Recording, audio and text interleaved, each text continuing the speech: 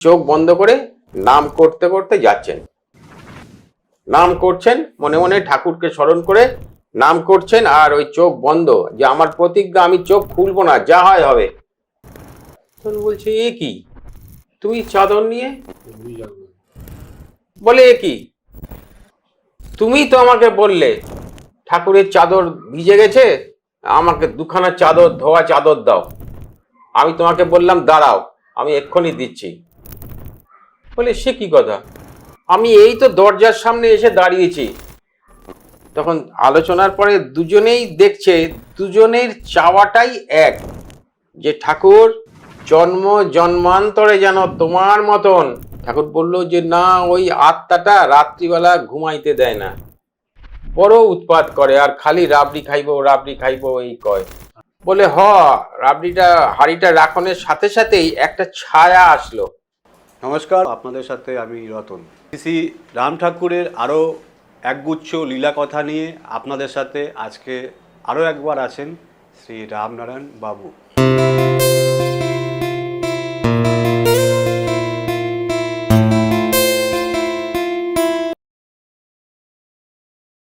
দাদা, তোমাকে এই এপিসোডে নমস্কার। নমস্কার। ঠাকুরের খুব পুরনো পরম ভক্ত, ঠাকুরের ভক্ত সবাই খুব আপন, ঠাকুর সবার কাছেই সমান। রোহিণী কুমার মজুমদার দীর্ঘদিন ঠাকুরের সঙ্গে সঙ্গ করেছেন বাংলাদেশে। তারপরে একটা সময় মজফ্ফরপুরে ওনার সঙ্গে ঠাকুর ওনার বাসায় 6 বছর ছিলেন। একটানা ছিলেন না, মাঝে মাঝে ওখান থেকে কাশিতে যেতেন নানান কাজে, ঠাকুরের কাজে, নিজস্ব কাজে, কিন্তু ওইখানেই ফিরে আসতেন, আবার ওনার সঙ্গে ওই বাড়িতে থাকতেন। এই রোহিণী কুমার মজুমদার উনি কলকাতায় এসছেন, থাকেন খিদারাম ব্যানার্জি লেনে। সেইখান থেকে ওনারা উঠে আসেন গোমেশ লেনে একটা দোতলা বাড়িতে। এইখানেই ওনার সঙ্গে আলাপ জিতেনবাবু বলে এক, জিতেন্দ্র কুমার কি ঠাকুরের ভক্ত জিতেনবাবু, যাই হোক আমরা জিতেনবাবু বলেই আলোচনা করি। তো জিতেনবাবু ওই গোমেশ লেনের দোতলা বাড়ির দোতলায় থাকতেন। রোহিণী বাবু তার নতুন বউ, বিবাহিত বউ, তাকে নিয়ে একতলায় থাকতেন। দোতলায় একটা ঘর, একতলায় দুটো ঘর। জিতেনবাবু একদিন এসে রোহিণী বাবুকে বলছেন যে আপনি ওপরের ঘরটা নিয়ে নেন, আমি নিচের ঘরে আসি। তো কি কারণ? তখন বলছে উপরের ঘরে একজন শুনলাম মারা গেছে, তো আমার কেমন অস্বস্তি হচ্ছে। তো রোহিণী বাবু ওপরে উঠবেন না, যাবেন না। এই নিয়ে দুজনের মধ্যে কিছুক্ষণ কথাবার্তা হওয়ার পরে তো জিতেনবাবু বলছেন তাহলে আর কি করা যাবে, যদি আমার ঠাকুর কখনো এই ঘরে আসেন তাহলে আর কোনো চিন্তা নাই। তখন রোহিণীবাবু বলেছেন বেশ, তো তাহলে আপনার ঠাকুরকে একদিন আনেন এই ঘরে। হয়ে গেছে কথা এরকম। এই কিছুদিন পরেই একদিন জিতেনবাবু বলছেন ওনাদের ওই যে গোমেশ লেন তার পাশের রাস্তাটা হচ্ছে ডিকসন লেন, এইখানেই ঠাকুরের আরেক ভক্ত স্বর্গীয় মতিলাল বন্দ্যোপাধ্যায়, ওনার বাড়ি। ঠাকুর ওনার বাড়িতেই মাঝে মধ্যে এসে থাকতেন। তো একদিন জিতেনবাবু বলল ঠাকুর আসিয়াছেন মতিবাবুর বাড়িতে। তো বলছে ঠিক আছে, তাহলে তো হলোই, একদিন ঠাকুরকে আনেন এই ঘরে আপনার এই বাড়িতে, তাহলে আর কোনো সমস্যা সমাধান হয়ে যাবে, আর কোনো অসুবিধা নাই। তো ইত্যাদি এরকম ভাবে দিন চলছে। আর জিতেনবাবু, রোহিণী বাবুর কিন্তু তখন ঠাকুর দেবতা ইত্যাদি এইসব আধ্যাত্মিকতা এর কোনো মানে এর মধ্যেই উনি নেই। ওনার তখন একটাই ধ্যান জ্ঞান, নতুন যুবক, নতুন বিয়ে করেছেন, কলকাতা শহরের আছেন, এত বড় শহরে কি করে ভালো অবস্থা হবে, কি করে আরো উঁচুতে উঠবো ইত্যাদি ইত্যাদি, টাকা পয়সা হবে, এই সব তার তখন চিন্তা ভাবনা। তো জিতেনবাবু ওনাকে প্রায় বলেন আমার ঠাকুরের কাছে চলেন একদিন, ঠাকুর দর্শন করে আসবেন। কিন্তু ওনার সেই রকম কোনো মানসিকতাই নেই। বরং এই সমস্ত গুরু টুরু এইসব দেখলে রেগে যায়। বড় অশ্রদ্ধাই করেন, মানে অশ্রদ্ধার চোখেই দেখেন যে ভণ্ড, এই রকম ধরনের। তো ওনাদের যে বাড়ি, মতিবাবুর বাড়িটা, মানে ধরো এই দুটো বাড়ি পাশাপাশি, মতিবাবুর বাড়ি ওদের বাড়ির পাশাপাশি, কিন্তু এই রোহিণী বাবুর বাড়ির যে এন্ট্রেন্স সেটা হচ্ছে গোমেস লেন, আর এটা হচ্ছে ডিকসন লেন। তো যাই হোক, এখন ওনাদের একই কমন ওয়াল, একদিকে রোহিণী বাবুর বাথরুম কলের ঘর, পাশে হচ্ছে মতিবাবুর কলের ঘর বাথরুম। অনেক সময় দুজনে একসঙ্গে স্নান করে, স্নান করতে করতেই কথাবার্তা হয়, ঠাকুরের কথাও বলেন, উনি শোনেন, ওনাকে আমন্ত্রণ জানান যে আমার ঠাকুর এসছেন, আপনি একদিন আসেন। উনি মাঝে মাঝে বলেন হ্যাঁ যাবো, ঠিক আছে যাবো, কিন্তু সেরকম কোনো মানে তাগাদা ভেতরে নাই, কেননা উনি তো সেই পথের লোক না। মানে ইচ্ছা নেই ওনার। হ্যাঁ, উনি সেই পথেরই লোক না। এইভাবে যাচ্ছে, কিন্তু ওনার স্ত্রী ওইখানেই কলকাতা শহরে ভারত স্ত্রী মহামণ্ডলীর স্কুলে শিক্ষয়িত্রী চাকরি করেন রোহিণীবাবুর স্ত্রী। এখন ওনার রাস্তা দিয়ে বেরিয়ে ওনার স্কুলের গাড়িটা আসে ওই ডিকসন লেনে, মতিবাবুর বাড়ির সামনে দরজায়, মানে ওইখানে এন্ট্রেন্সে। ওইখান থেকেই উনি গাড়িতে ওঠেন, আবার ওইখানেই এসে নামেন, আবার রাস্তা দিয়ে এসে ওনার বাড়িতে ঢোকেন। তো উনি যখন যাতায়াত করেন, ঠাকুর দোতলার ওপরে যেই ঘরটায় থাকেন সেটা একদম রাস্তার ওপরে।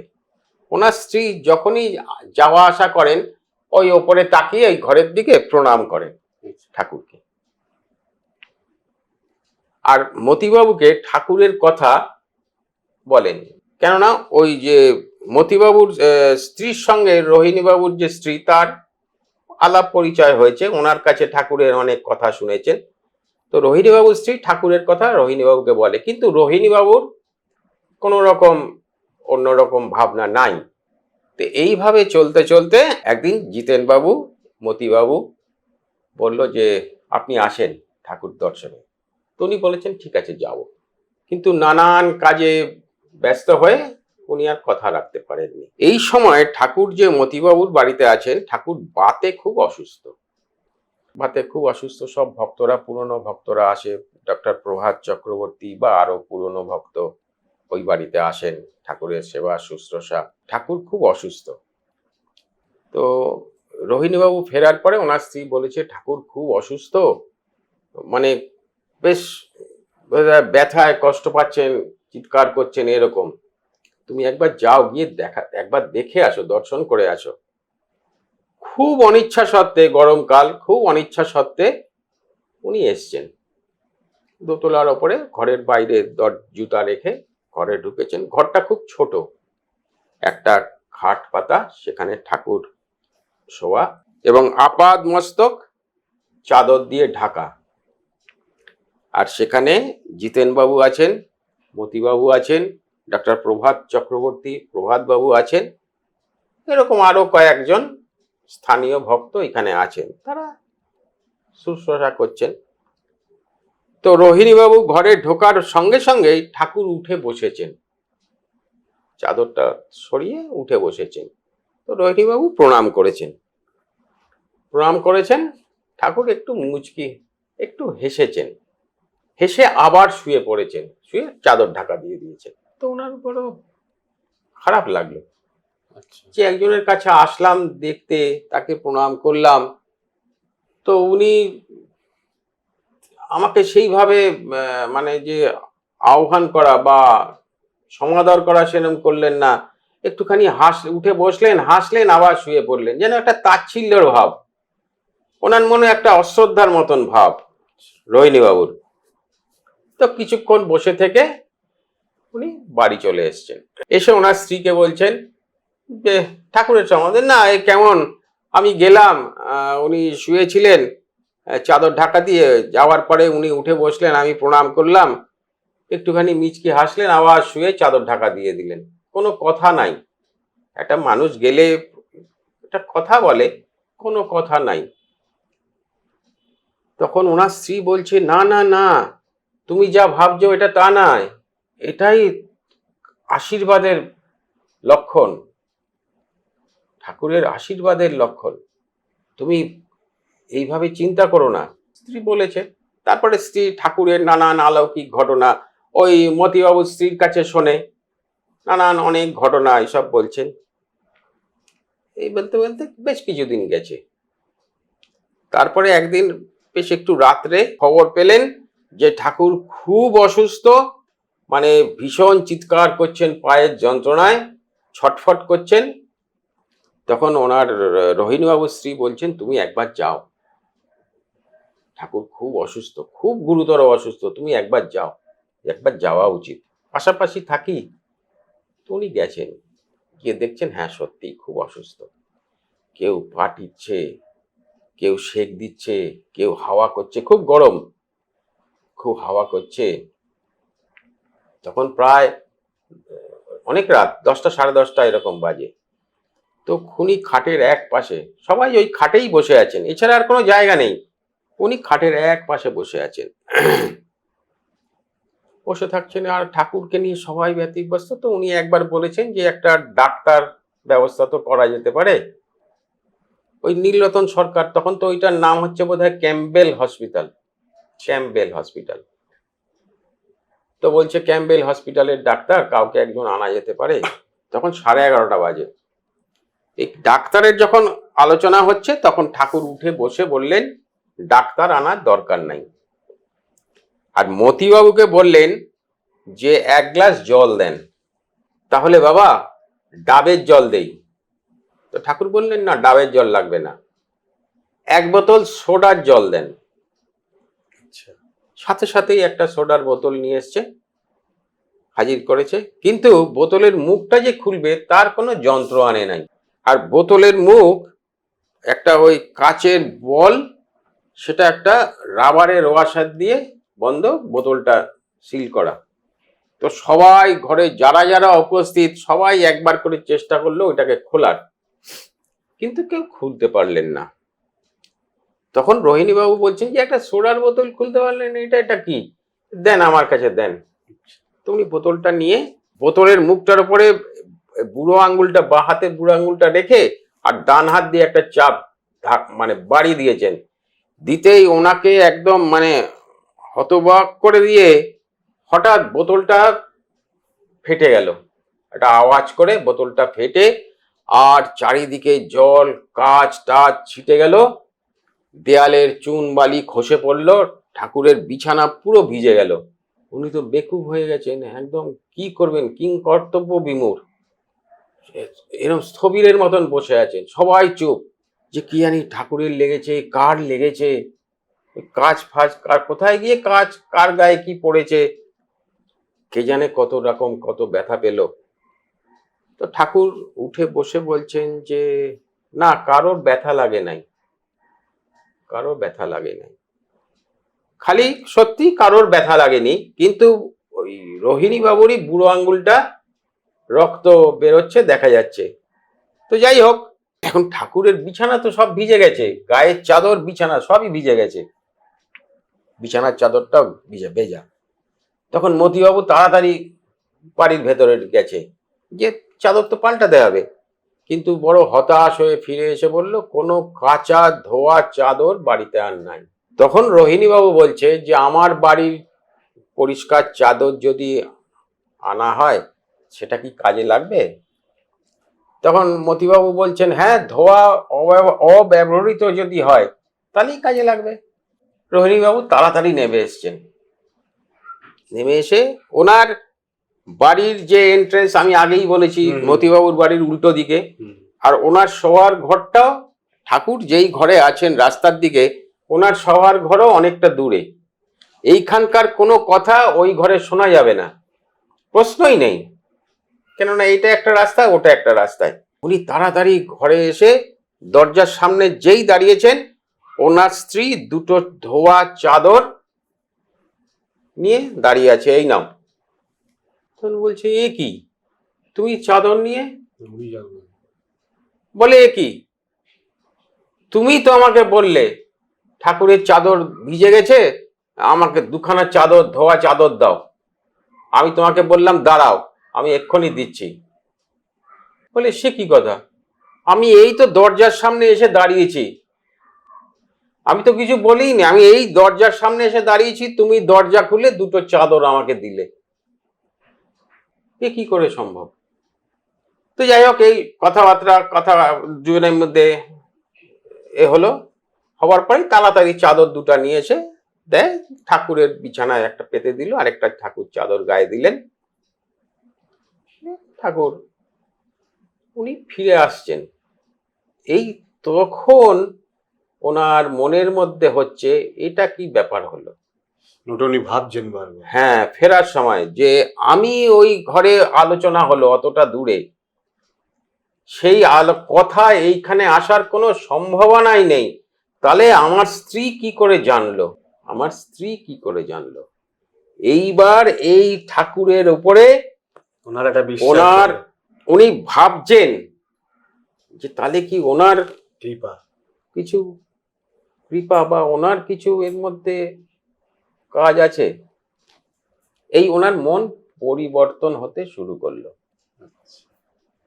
এরপরে সামনের যে রবিবার ছুটির দিন, স্ত্রী তো চাকরি করেন, আর উনি ওইখানে একজন মুসলমান ব্যারিস্টার, কলকাতা হাইকোর্টের, তার ল ক্লার্ক। সকালবেলা 10টা নাগাদ যান আর রাত্রিবেলা 8টার সময় ফেরেন, এবং ওইখানেই দুপুরের খাওয়া দাওয়া সারেন ওই ব্যারিস্টারের বাড়িতে। আর ওনার স্ত্রী স্কুলে চাকরি করে। তো রবিবার দিন, পরের রবিবার দিনই স্ত্রী বলেছে আমরা ঠাকুরের কাছে ঠাকুর দর্শনে যাব, আমিও যাব, তাড়াতাড়ি রেডি হয়ে নেবে। তো সকালবেলা দুজনে তৈরি হয়ে, উনি ঘুম থেকে উঠে তৈরি হতে হতেই ওনার স্ত্রী দুটো থালাতে নানান রকম ফল ওই সময়কার, আরেকটা থালায় খুব ভালো মিষ্টি, অনেক মিষ্টি নিয়ে, একটা থালাটা মিষ্টির থালাটা রোহিণীবাবুর কাছে, আর ফলের থালাটা, দুটো থালা ওনার কাছে, দুজনে স্নান টান সেরে ঠাকুরের কাছে এসছেন। ঠাকুর ঘরে ঢুকেছেন, ঠাকুর বসে আছেন, দুজনে প্রণাম করেছেন। এখন প্রণাম করছেন, প্রণাম করার সময় রোহিণীবাবুর ওই পা থেকে মাথা আর ওঠাতে ইচ্ছে করছে না। আচ্ছা, ঠাকুরের পায়ে মাথা দিয়ে যে পড়ে আছেন আর ওঠাতে ইচ্ছে করছেন না, আর উনি খালি অনবরত কেঁদে যাচ্ছেন, এবং সেই চোখের জল ঠাকুরের পা ভিজে যাচ্ছে। ঠাকুর মাথায় হাত বোলাচ্ছেন, উঠেছেন, ওঠার পরে ঠাকুর বললেন এই নাম করবেন, ওনাকে নাম দিলেন, এই নাম করবেন। তখন বলছে নাম করলে কি হবে? প্রশ্ন, বুঝতে পেরেছি। অবিশ্বাস তো ভেতরে, তখনও তো অবিশ্বাস। নাম করলে কি হবে? বলছে এই নামের দ্বারা আপনি সব পাবেন, সব কিছু করতে পারবেন। বলে সব কিছু করতে পারবো? বললো হ্যাঁ। বলে এই কলকাতার এত বড় শহরে আমি চোখ বুজে নাম করতে করতে যেখানে খুশি যেতে পারবো? বললো হ্যাঁ পারবেন। ঠাকুর বলছেন হ্যাঁ পারবেন। তখন উনি বলছেন তাহলে আজই চেষ্টা করব। পরীক্ষা করছে? হ্যাঁ, আজই চেষ্টা করব, পরীক্ষা। ঠাকুর বললেন বেশ, খালি ওইটুকুই, বেশ। তো তারপরেই ঠাকুর ওনার স্ত্রীকে, রোহিণীবাবুর স্ত্রীকে বললেন মা এই ফলগুলি কাইটা সবাই রে ভক্তকে সব বিতরণ করেন, মিষ্টিগুলি আর দিয়ে দেন। তো যাই হোক, সবাই প্রসাদ টসাদ দিয়ে ওনারা ফিরে এসছেন। এবার ওই রোহিণীবাবু রোজ সন্ধেবেলা ওইখানেই বউবাজারে একটা কি রাস্তা আমি এখন ভুলে গেছি, সেই রাস্তাতে একটা ছোট্ট গলির শেষ বাড়িতে পড়াতে যান, এবং সেটা অনেকটা দূর, অনেকগুলো রাস্তা টপকে টপকে তাকে যেতে হয়। যেমন ওনাদের বাড়ি থেকে বেরিয়ে serpentine lane, Keranibagan lane, Bowbazar street, এরকম কত রাস্তা আছে, আমি সব রাস্তা ভুলে যাচ্ছি, মনে থাকে না। এইভাবে ওই রাস্তায় গিয়ে শেষ তার ছাত্রের বাড়ি পৌঁছতে হয়। তো এবার বাড়িতে এসে সন্ধ্যেবেলা যাবেন, একদম ঠিক যে আজই এই নামের পরীক্ষা করতে হবে, নাম দীক্ষা। সবাই বললেন যে আপনাদের দীক্ষা হয়ে গেল। এই কি দীক্ষা হলো? এতগুলো দীক্ষা শুনেছি নাকি অনেক যাগ যজ্ঞ করে দীক্ষা হয়। এবার উনি ভাবছেন যে ওখানে সবাই আলোচনা করলেন যে আপনাদের দীক্ষা হয়ে গেল স্বামী স্ত্রীর। তখন উনি বলেছেন যে দীক্ষা তো শুনেছি অনেক যাগযজ্ঞ করে অনেক কিছু আয়োজন করে দীক্ষা হয়, আর যে গুরু মন্ত্র বা বীজ মন্ত্র যাই হোক সেটা কানে কানে বলতে হয়, অন্য কেউ শুনবে না।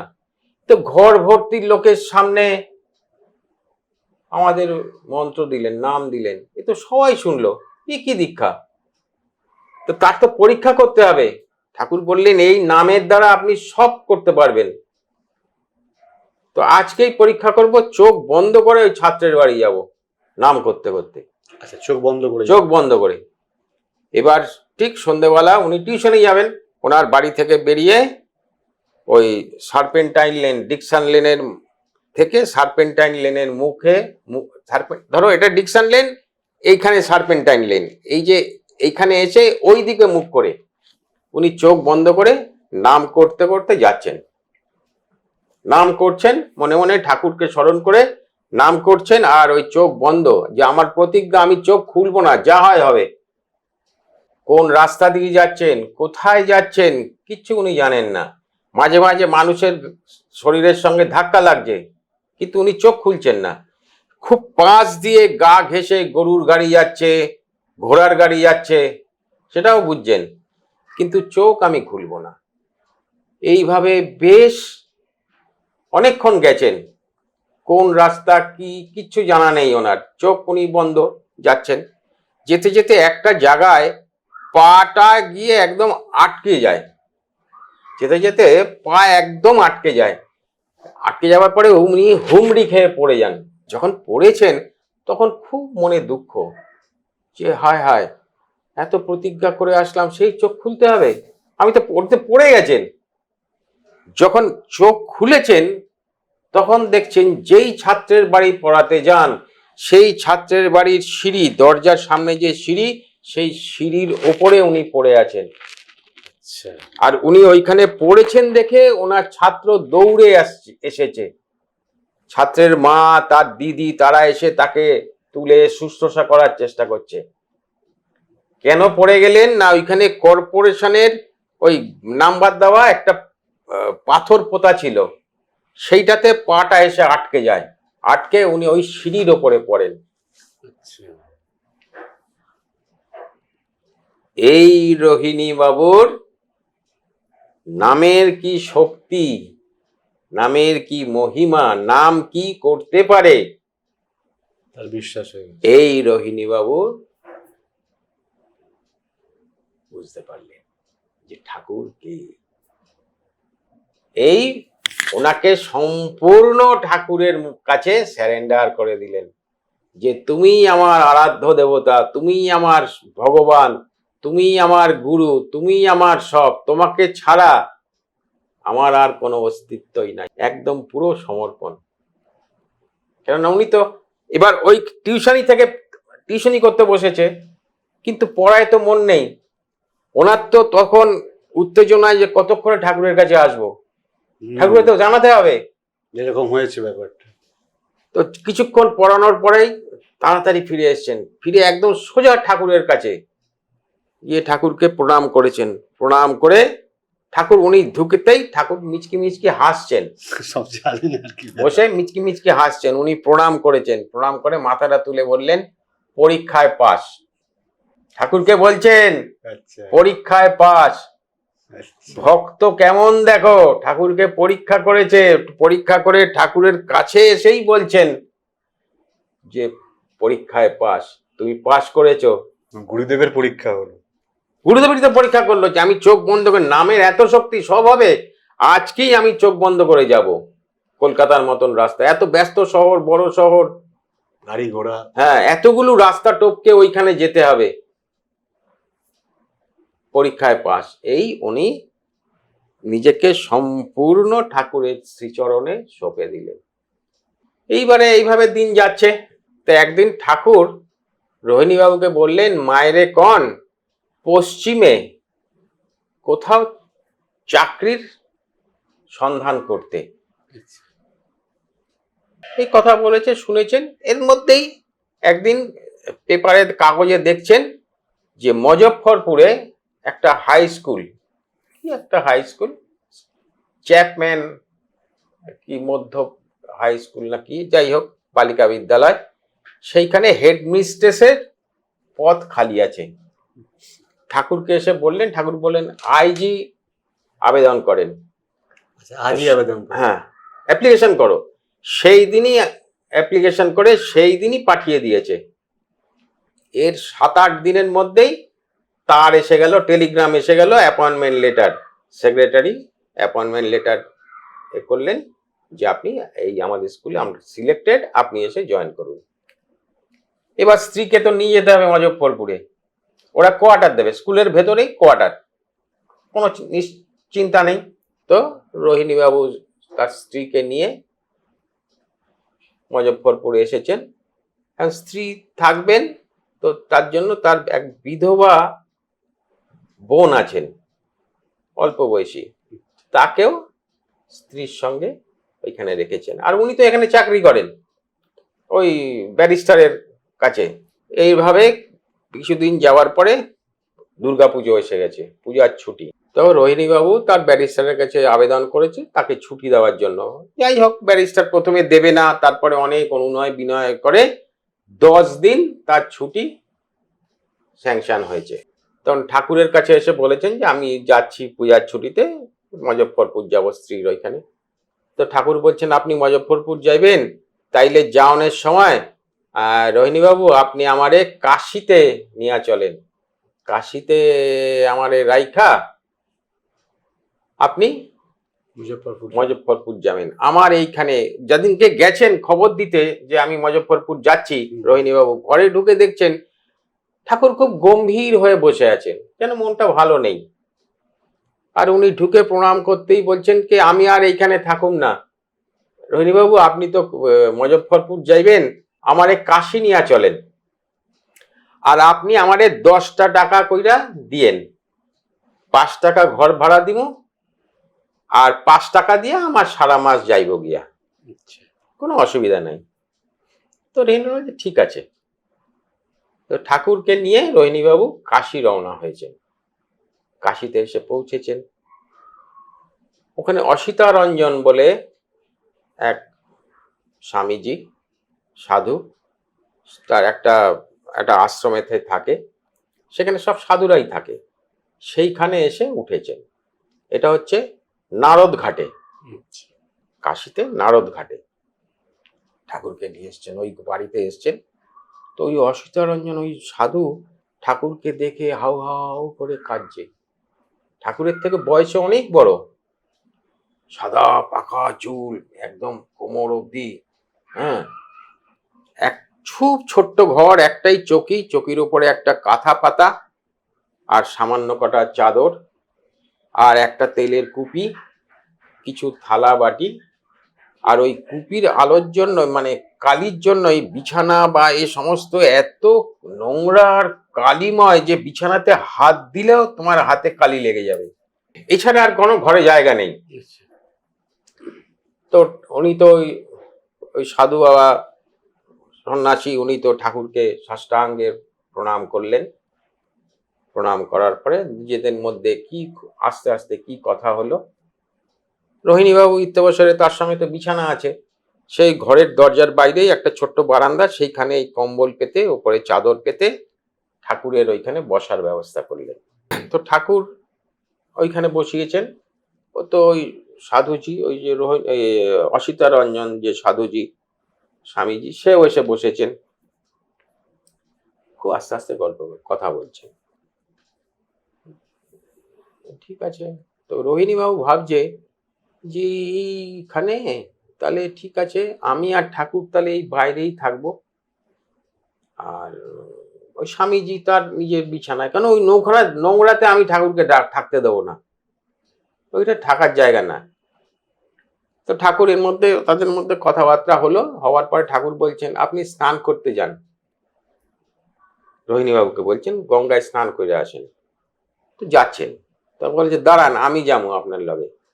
তখন রোহিণীবাবু বলছে আমি কাশিতে অনেকবার আইছি, আমার কাশি সবই চেনা, আমার সঙ্গে আসনের দরকার নাই।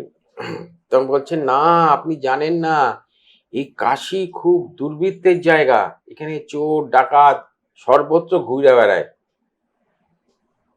ঠাকুর ওনার সাথে সাথে পেছন পেছন এসছেন। তো উনি ওনার জুতো জামা কাপড় ঘাটের ওপরে রেখে গঙ্গায় স্নানে নেমেছেন। তাকিয়ে দেখছেন ঠাকুর ওই জুতা দুটার ওপরে পা দিয়ে আর জামা কাপড়গুলো খুব যত্ন সহকারে বুকের মধ্যে নিয়ে দাঁড়িয়ে রয়েছেন। আচ্ছা, রোহিণী বাবু, ঠাকুর ঠাকুর। রোহিণী বাবুর ওই জুতা তাই তো দুটার বলছি। ওপরে পা দিয়ে, কেউ নিয়ে যাবে তো, চোর ডাকাতের জায়গা তো বলছেন, কেউ তো নিয়ে যাবে, সেই জন্য ওইটাতে পা দেওয়া। আর জামা কাপড়গুলো অতি যত্ন সহকারে নিয়ে খুব যত্ন করে আদরের সহিত বুকের মধ্যে নিয়ে দাঁড়িয়ে আছে। উনি ওই দেখে তাড়াতাড়ি দু একটা ডুব দিয়ে তাড়াতাড়ি চলে এসছেন। তো যাই হোক, দুজনে মিলে ফিরে এসছেন। যখন ফিরে আসছেন তখন উনি রোহিণী বাবুর খুব ইচ্ছে, কাশি তো রাবড়ি টাবড়ি হিসাবে বিখ্যাত, রাবড়ি কিনেছেন অনেকটা, যে ঠাকুরকে ভোগ দেবো, খায় তো নি, আমরাও প্রসাদ পাবো। তো নিয়ে এসে বলছেন, ঠাকুর বলছেন এই প্রসাদটা, এই রাবড়িটা ওই স্বামীজিরে দিয়া দেন। আচ্ছা, মন খারাপ হয়ে গেল যে আমি আনলাম ঠাকুরের জন্য, আর ঠাকুর বলছেন ওনাকে দিয়ে দিতে। তখন ঠাকুর বলেছেন কিছু করার নেই, দিয়ে দিলে। এর মধ্যে অসিতা রঞ্জন ওই যে স্বামীজি, সেও কিছু রাবড়ি ফল কিছু জোগাড় করেছে, ফিরে আসার পরে ঠাকুরকে সাজিয়ে দিয়েছে। তো ঠাকুর কিছুই ধরলেন না, থালাটা হাত দিলেন, দিয়ে একটু সরিয়ে দিলেন, দিয়ে বললেন আপনারা প্রসাদ নিয়ে নেন। তো ওনারা প্রসাদ নিয়েছেন, নিয়ে এখন ঘর ভাড়া তো, ঘর তো খুঁজতে হবে, সময় তো বেশি নাই, সুতরাং আর বসার উপায় নাই। দুজনে মিলে ঠাকুর আর রোহিণীবাবু বেরিয়ে পড়লেন। সারা দিন গেল, বিকাল গেল, সন্ধ্যাবেলা হলো, কোথাও কোনো ঘর পাওয়া গেল না। ফিরে আসলেন রাত্রিবেলা। ঠাকুর বলছেন যে রোহিণীবাবুকে, আপনি আর ওই অসিত স্বামীজি ওই যে কম্বল বাইরে পাতা ওইখানে শুয়ে পড়েন, আমি এইখানে শুনি। তখন বলছেন না না, এ হইতেই পারে না, এই নোংরা বিছানায় আমি আপনারে শুইতেই দিব না। বললেন না, এইখানে না শুইলে স্বামীজি বড় দুঃখ পাইব মনে। তখন কিছু পাইনি, স্বামীজি তখন ছিলেন না। স্বামীজি যেই ফিরে এসছেন, ঠাকুর তাড়াতাড়ি ভেতর থেকে দরজা বন্ধ করে দিয়েছেন। তো কিছু উপায় নেই, স্বামীজি আর উনি বাইরে শুয়েছেন, শুয়ে কখন ক্লান্ত ঘুমিয়ে পড়েছেন। সকাল হয়েছে, বসে দেখছেন যে স্বামীজি কোথায় নেই, ঠাকুর ঘরের দরজা বন্ধ, উনি বসে বসেছেন। এর মধ্যেই দরজা খুলে ঠাকুর বেরিয়েছেন। তো বাইরে কলে মুখ হাত পা রোহিণীবাবু ধুয়ে একটা ঘটিতে জল নিয়ে এসছেন, ঠাকুরও মুখ হাত পা ধুয়েছেন, ধুয়ে দুজনে আবার বেরিয়ে পড়েছেন। ঘর খুঁজতে খুঁজতে 7 দিন হয়ে গেল, ঘর আর পাওয়া যায় না, ঘর কোথাও পাওয়া যায় না। এদিকে ওনার ছুটি শেষ হয়ে যাচ্ছে, 10 দিনের ছুটি, 7 দিন তো এখানেই চলে গেল। তখন রোহিণীবাবু বলছেন ঠাকুরকে যে ঠাকুর, এক কাজ করেন, মজফরপুর জায়গাটা খুব সুন্দর, আর আমার স্ত্রী যে কোয়ার্টার সেটা খুব বড়, অনেক ঘর, আপনার কোনো অসুবিধা হইব না, চলেন ওইখানে যাই। ঠাকুর বলছেন সেই বেশ। এবার দুজনে মিলে ওইখান থেকে মজফরপুর রওনা হয়ে গেলেন। ট্রেনে অনেক ঘটনা আছে, যাই হোক, এবার মজফরপুরে এসেছেন, ওই বাড়িতে এসেছেন, রাত সন্ধে হয়ে গেছে। ট্রেনের ঘটনা আছে বললে তুমি, হ্যাঁ ট্রেনে, সেগুলো কি আমরা পরে কোনো এপিসোডে শুনবো? না পরে সে শুনতে পারি যদি সুযোগ হয়। ট্রেনে এমনই হয়েছে, ধরো ওই যে পুরি নিয়েছেন, খিদে পেয়েছে তো, রোহিণীবাবু পুরি নিয়েছেন, ঠাকুর শুয়ে আছেন, রোহিণীবাবু পুরি খাচ্ছেন, ওই যে ঝুড়িতে যেমন পুরি দেয়, পুরি খাচ্ছেন, এর মধ্যে ঠাকুর উঠেছেন। তখন মনে পড়েছে যে ঠাকুর তো কিছু খায়নি। তখন বলছে ঠাকুর, পুরিগুলি খুব ভালো, আপনি খাইবেন? তো ঠাকুর ওই থেকেই কিন্তু নিচ্ছেন। আচ্ছা, চিন্তা করো,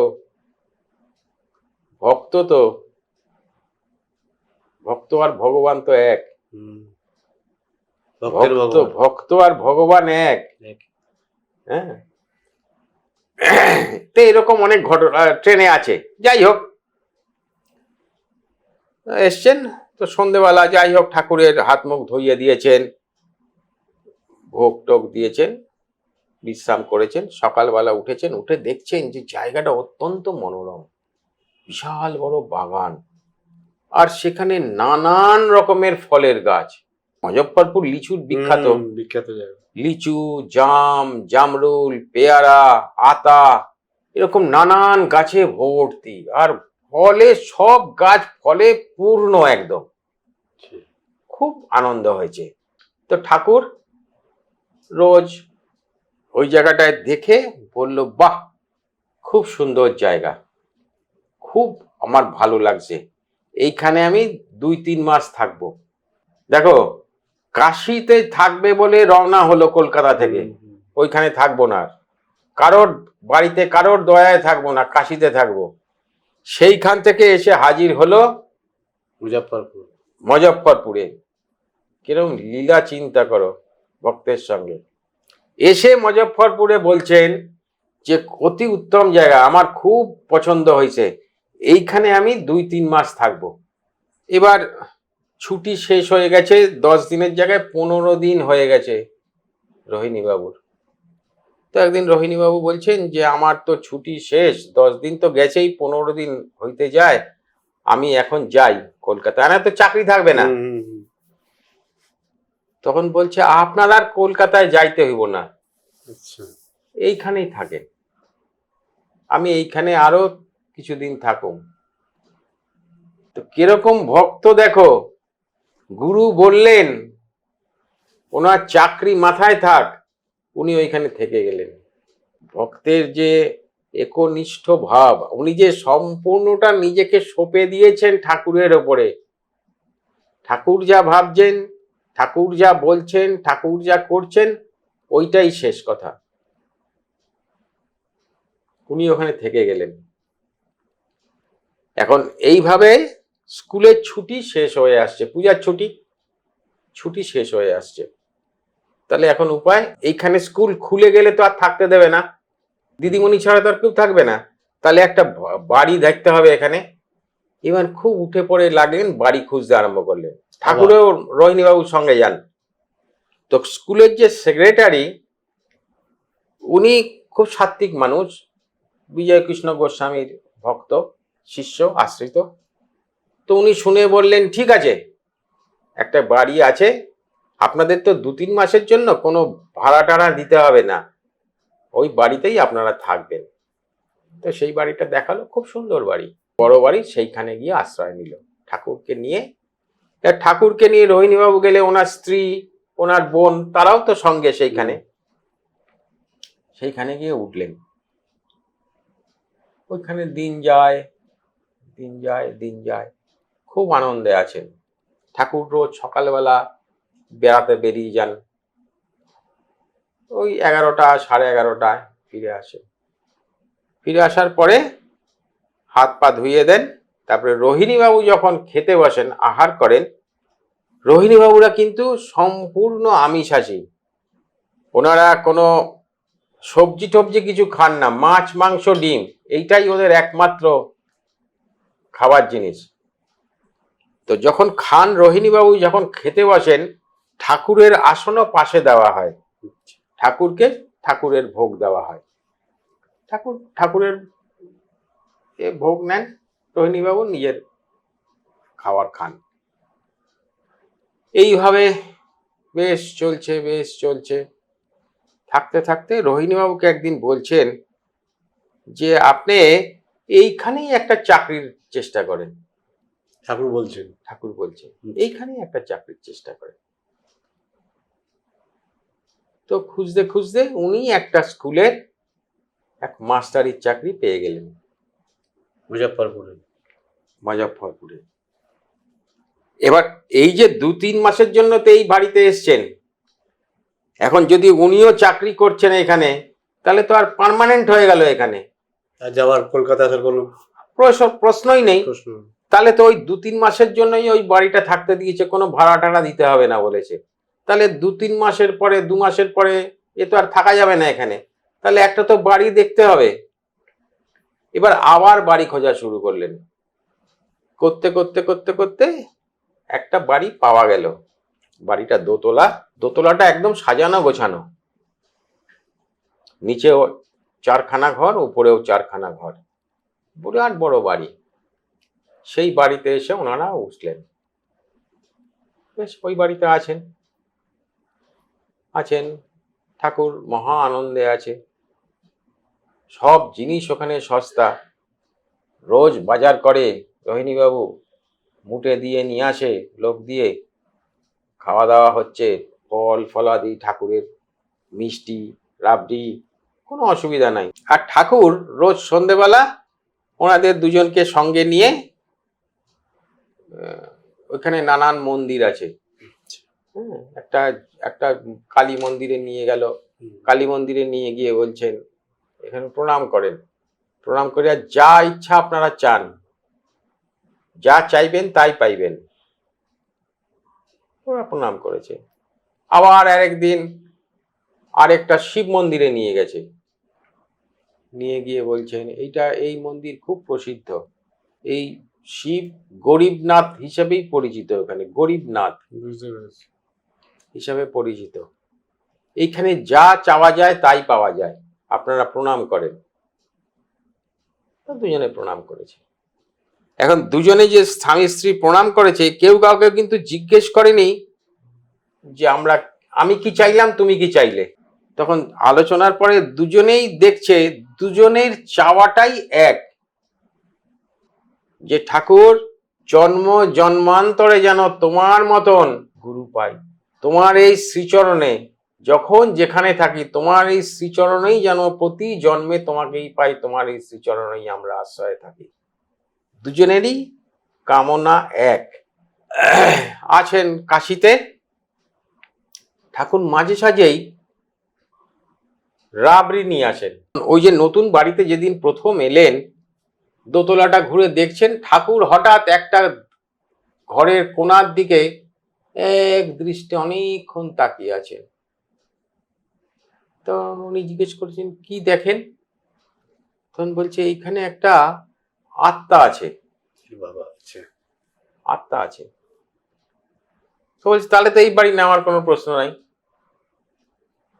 তখন বলছে না, নিতে পারেন, আত্মাটা সৎ আত্মা, আচ্ছা, সদ্গুরুর আশ্রিত ছিলেন, সৎ আত্মা, আপনাকেও কোনো ক্ষতি করব না। ওনারে বিষ দিয়া মারা হয়েছে, উনি এইখানে থাইকা উল্টা দিকেই ওনার স্ত্রী আর মেয়ে থাকে, ওনাকেও এইখান থেকে উনি দেখেন। অনেক লোক, আশেপাশের লোক থেকেও এইটার সত্যতা, ঠাকুর যেটা বললেন হ্যাঁ এইটাই, অনেকেই দেখেছে এবং সত্যি ওনাকে বিষ দিয়েই মারা হয়েছে। তো ঠাকুর যখন বলেছেন আর ঠাকুর সঙ্গে আছেন, স্ত্রীকে বললেন দেখো ঠাকুর আমাদের সঙ্গে, স্বয়ং ভগবান, তো আমাদের তো আর ভয় ডরের কোনো ব্যাপার নাই। আর ঠাকুর বলেছেন আপনাদের কোনো ক্ষতি করবে না, তো ওই বাড়িতে আছেন। তো ঠাকুর মধ্যে মধ্যেই এক হাঁড়ি করে রাবড়ি নিয়ে আসে, কিন্তু রোহিণীবাবু নিশ্চিত জানেন যে ঠাকুরের কাছে কোনো পয়সা নাই,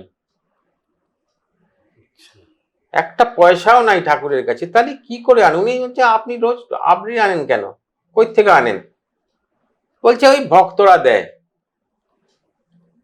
ওই এক কথাতেই শেষ, ভক্তরা দেয়, নেন খান। সবাই প্রসাদ নেয়। তো একদিন রোহিণীবাবু আসছেন, হঠাৎ দেখছেন ঠাকুর বাড়ির সামনে একটা মিষ্টির দোকান, সেই মিষ্টির দোকানে ঢুকে গেলেন। রোহিণীবাবু একটু দূরে দাঁড়িয়ে পড়েছেন, কি করে দেখব। তারপরে দেখছেন একটা হাঁড়ি রাবড়ি নিয়ে ঠাকুর বেরোলেন, বেরিয়ে বাড়ির দিকে হাঁটছেন। তো রোহিণীবাবুও বাড়ির দিকে হাঁটছেন। তারপরে দেখলেন যে না, বাড়িতে ঢুকলো না, বাড়ি ছাড়িয়ে রাস্তা দিয়ে সোজা যাচ্ছে। যেতে যেতে একটা ওই সব আবর্জনা ফেলে, একটু জংলা জায়গা মতন আবর্জনা ফেলে সব, সেইখানে ঠাকুর চলে গেলেন, গিয়ে রাবড়ির হাঁড়িটাকে রেখে আবার ফিরে আসছেন। যখন ফিরে আসছেন, রনিবাবু দৌড় মেরে বাড়িতে এসে ঢুকেছেন, হ্যাঁ তো দেখতে পেয়ে যাবে। তাড়াতাড়ি হাত মুখ ধুয়ে ঘরে গেছে। ঠাকুর এসছেন, ঠাকুরকে হাত মুখ ধুইয়ে দিয়েছেন, ঠাকুরের ঘরে বসেছেন। রোহিণীবাবু এসেছেন, ঘরে ঢুকে ঠাকুরকে প্রণাম করে বলছেন, একটা বড় অন্যায় করেছি। বলছি কি অন্যায়? বলে আমি আসছিলাম, আপনি দেখলাম আপনি ওই মিষ্টির দোকানে ঢুকলেন, তারপরে একটা হাড়ি নিয়ে বাইরে গেলেন, আমি পিছন পিছন আপনার আসলাম, আইসা দেখলাম আপনি ওই আবর্জনার ওইখানে স্তূপে গেলেন, ওইখানে হাড়িটা রাখলেন, রাইখে যখন পিছন ফিরলেন আমি দৌড়াই, আপনি যেন দেখতে না পান, আরে ঠাকুর তো সবই জানে, আপনি যাতে দেখতে না পান আমি দৌড়াইয়া ঘরে ঢুকিয়া গেছি। ঠাকুর বলল যে না, ওই আত্মাটা রাত্রিবেলা ঘুমাইতে দেয় না, বড় উৎপাত করে, আর খালি রাবড়ি খাইবো এই কয়। আত্মাটা? হ্যাঁ, আচ্ছা। খালি রাবড়ি খাইতে চায়, একটুও ঘুমাইতে দেয় না। ওই ওরে রাবড়ি দিয়ে আসলাম। বললো আপনি পয়সা পেলেন কোথায়? বলছে না, 2 আনা কত পয়সা দোকানে বাকি আছে, এইটা কাল দিয়ে আইসেন, বাকিতে আনছি। তো বলছে রাবড়ি আত্মা পেয়েছে? বলে রাবড়িটা হাড়িটা রাখনের সাথে সাথেই একটা ছায়া আসলো, ঠাকুর বলছেন একটা ছায়া আসলো, আর আমি পিছন ফিরতেই চপ চপ চপ চপ করে আওয়াজ হচ্ছে, তার মানে খাচ্ছে। তারপরেই বলছেন আপনি দেখে আসতে পারেন, তো পরীক্ষা করতে হবে তো। উনি হ্যারিকেন নিয়ে বেরিয়েছেন, বেরিয়ে ওইখানে গিয়েছেন, গিয়ে দেখছেন যে ওই যে অত বড় রাবড়ির হাড়িটা একদম পরিষ্কার চাটা, এতটুকু রাবড়ির কিচ্ছু লেশ মাত্র নেই। তো উনি ফিরে এসে ঠাকুরকে বললেন যে কিচ্ছু নাই, সব খাইছে। তারপর দিন থেকে আর কোনো উৎপাত নাই। এইরকম দেখো, এটা আমি বলছিলাম যে ঠাকুরের ভক্ত কি অবিশ্বাস ঠাকুরের ওপরে, দেখা করতে বউ বলছেন, ওনারা নিমন্ত্রণ করছেন, কিন্তু ওনার মধ্যে কোনো তার বিন্দুমাত্র নেই, অনুভূতি নেই যে ঠাকুরের কাছে যাব। কিন্তু যেদিন উনি গেলেন, ওই যে সোডার বোতল ভেঙে গেল, ওই যে সব ভিজে গেল, বিছানার চাদর আর হলো না, মতিবাবু পেলেন না, এসে দেখছেন উনি দরজার কাছে এসেছেন, খালি স্ত্রীকে ডাকবেন, স্ত্রী দরজা খুলে 2টো চাদর নিয়ে হাজির। এই যে ওনার বিশ্বাস শুরু হলো, যে এটা কি করে সম্ভব, এটা উনি ছাড়া এটা তো সম্ভব নয়, ওনার আশীর্বাদ ছাড়া এটা সম্ভব নয়। স্ত্রী কি করে শুনছে যে আমি স্ত্রীকে বাইরে থেকে বলছি, আমি তো আসিই না, আমি তো এই মাত্র আসলাম। তারপরে দেখো ওনার সঙ্গে রওনা হলেন, এই যে পরীক্ষা করলেন, নাম পাওয়ার পরে যে আজকেই পরীক্ষা করব চোখ বন্ধ করে, নামে যে সব হয়, এই যে বলেছেন নামে সব হয়, সত্যিই তো সব হয়। চোখ বন্ধ করে যেখানে গিয়ে পড়লেন বাধা পেয়ে, ছাত্রেরই বাড়ির দরজার সামনে যে সিঁড়ি, সেই সিঁড়িতে ঘরে ঢোকার যে সিঁড়ি তার ওপরে পড়েছে, চলে তো গেছে। নাম করতে করতে নামের শক্তিতে সেখানে তো পৌঁছে গেছে, ঠাকুর তো পৌঁছে নিয়ে গেছেন ওইখানে। তারপরে ওনার সঙ্গে এলেন কাশিতে থাকবেন বলে, এসে হাজির হলেন কোথায়? মুজফ্ফরপুরে এসে 2-3 মাস থাকবেন বললেন, সেখানে থাকলেন 6 বছর। আরো অনেক গল্প আছে, অনেক কাহিনী আছে মুজফ্ফরপুরের, সেটা পরে বলা যাবে। তো দেখো ঠাকুরের কি লীলা, ভক্তকে কিভাবে ভক্তর সঙ্গে, ভক্তকে নিয়ে তার নানান রকম লীলা বলো, নানান রকম ক্রিয়াকর্ম বলো, নানান রকম ভাবে ভক্তকে বুঝিয়ে দেওয়া বলো, এটা উনি করেছেন। সবার সঙ্গেই তাই। দাদা আজকের জন্য জয় রাম।